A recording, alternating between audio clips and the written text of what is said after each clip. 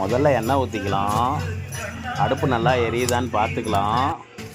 அப்புறமா நம்ம கிளவெல்லாம் போட்டுக்கலாம். அப்புறம் வெங்காயத்தை வெட்டினதை போட்டுக்கலாம்.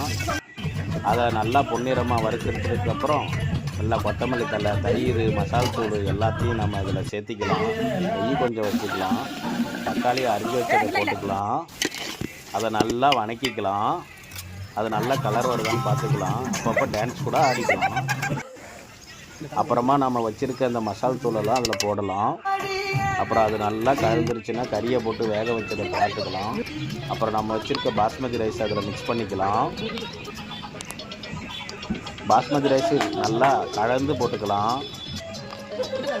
அப்புறமா பார்த்திங்கன்னா நம்ம மூடி வச்சு தம்மை போட்டோம் அப்படின்னா சூடான சுவையான மட்டன் பிரியாணி ரெடி.